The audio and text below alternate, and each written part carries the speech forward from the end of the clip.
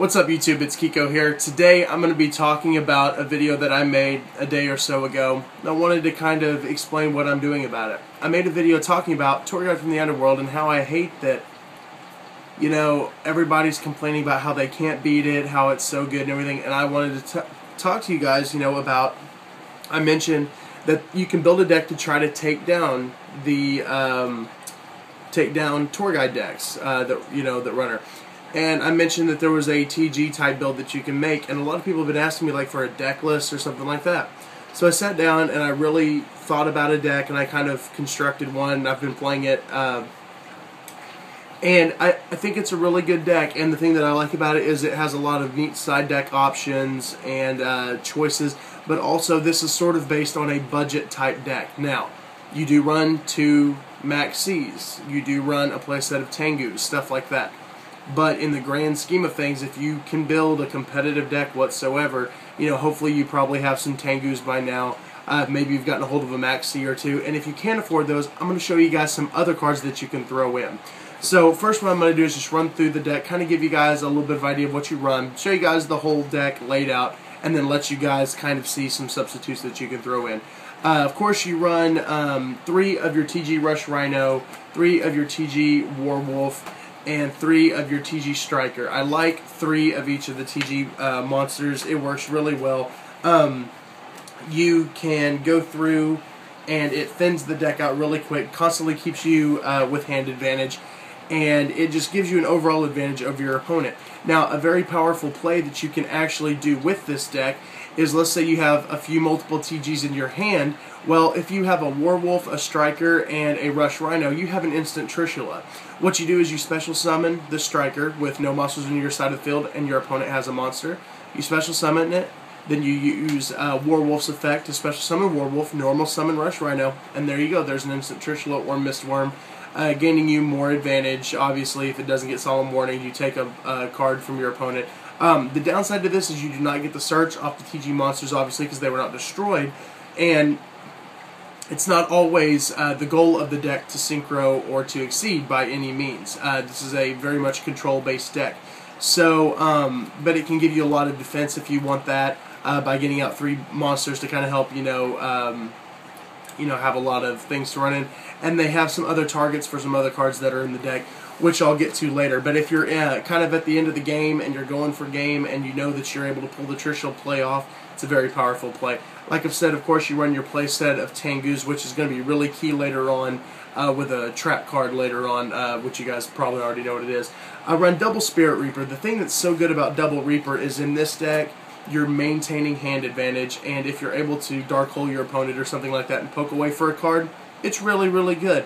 But the fact that you can sit behind it and make them waste resources on a Spirit Reaper and then bring out something else that they're going to have to deal with, it's a very powerful move. So I really like Spirit Reaper. And also, when he's on the field, if you feel the need, you can Xyz summon with your TG Warwolf and go into Zenmaines, Leviathan, Dragon, Leviair, whichever one you may prefer. So it's a very powerful play, and it's a dark, which is also pretty important. I told you guys earlier we are running double Max C. There are substitutes you can throw in for this, which I'll get to towards the middle of this video. Max C is too good right now to not run. I don't have a third, and honestly can't find a spot to put in a third.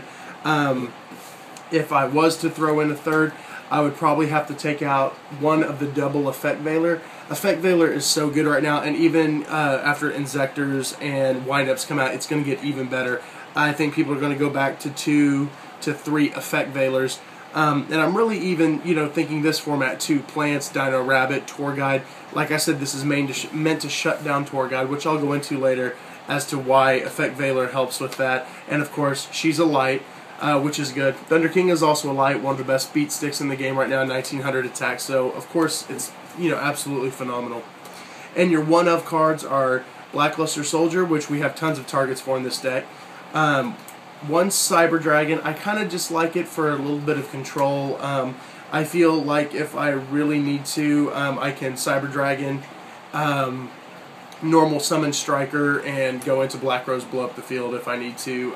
If it's kind of a dire play, but it's a play option that I have. And 1 Beast King Barbaros. I'm going to get to this later. It may seem a little odd, but I'm going to get to that later. I believe it's something like 23 monsters or something. I'll have the names of the monsters in the description below. I'll have the deck list. For spells, it's pretty simple. 2 Pot of Duality, 2 MSTs, 1 Pot of Avarice, 1 Darkhold, 1 Mind Control, and 1 Monster Reborn. Nothing special there. Like I said, that'll be in the description below. Where this deck starts to get really sexy, this format, is right here in the traps. Triple Skill Drain. This kills all the meta decks, and it's so much fun. I've had Skill Drain flipped on me, and the thing is, people aren't expecting it, and it shuts you down. You have to waste so many resources to get rid of this, and you may not have them in your hand. And the thing is like I said, hand advantage plays a really important part. So that's a pretty critical thing. Another one of the critical cards in the deck is Triple Horn of the Phantom Beast. Now, that is a draw engine for the deck because you can also flip it during the damage step, give your Beast or Beast Warriors 800 attack extra, and then when you destroy a monster, draw a card. So your opponent tries to attack you, you chain Horn of the Phantom Beast during the damage step, your monster gains 800 attack, they lose their monster, and you draw a card. Now let's count all the targets that we have for Horn of the Phantom Beast. We have Beast King Barbaros, we have, let's see here, your 3 Reborn Tengus, your 3 TG Rush Rhinos, your 3 TG Warwolves, and so you've got plenty of targets in the deck. There's more that you could put in if you wanted to. You could flip-flop it around, but it is such a good card. You want to get this to your hand quick, and once again, your opponent wastes resources while you're gaining more and more advantage. From there, we run the Solemn Brigade, Double Warning, and Judgment, Torrential, and then, of course, we're running 2 Starlight Roads. Starlight Road is pretty critical because this is the amount of traps we're running, and, it's a really good deck, and it's a lot of fun. Now, I'm going to go back to the 1 Beast King Barbaros. Why 1 Beast King? He is a 1900, so that's really good if he comes out. A lot of people are like, he can come out as a 3000 beater. The thing is if I don't have Skill Drain down, he's not at his optimum, and it still is a 1900 beater they have to get around, but I felt like I really wanted the 2nd Spirit Reaper in there. You guys also notice I'm not running Gores. Gores was also taken out with Spirit Reaper in mind. Now, the reason is because he's a level 3 Dark, so he has really good deck synergy, and the fact that he wastes so much more resources to get rid of this. Now, in playtesting, what I could do is I could replace the Cyber Dragon with the Gores and side the Cyber Dragon. My playstyle, I liked having the Cyber Dragon because it was less of a dead draw, especially early game, and so Gores was slightly more of a dead draw to me. I love Gores. It's probably one of the best hand traps in the game, to be 100% honest. But my personal playstyle, I preferred Cyber Dragon. So if you guys want to put Gores in there, go right ahead. So what I'm going to do is lay this down on the map view, let you guys see it that way, tell you about some substitutes you can throw in, explain a little bit more about the deck. Alright guys, so here's the map view again. Pretty standard, like I said, triple Striker, triple Warwolf, triple Rhino, triple Tengu, double Reaper, double Maxi, double Veiler, double T-King, 1 Barbaros, 1 BLS, 1 Cyber Dragon, 2 Duality, 2 MST, Avarice, Hull, Mind Control, Monster Reborn, triple Skill Drain, triple Horn of the Phantom Beast, Solemn Brigade, Torrential, double Starlight Road.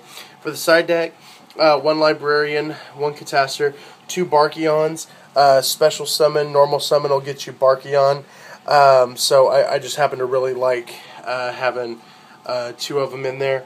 Brionac, Black Rose, Stardust, Scrap Dragon, Trishula, Leviathan Dragon, double Zen mains. I only have 1 here, but that's double. Leviair and double Utopia. You can use Utopia with the Rhinos and your Tengus. You can also run them with your Thunder Kings. Mind Control also becomes powerful. Mind Control, and then use one of your Rhinos to go into Utopia. So that's the layout of the deck, and I hope you guys like that.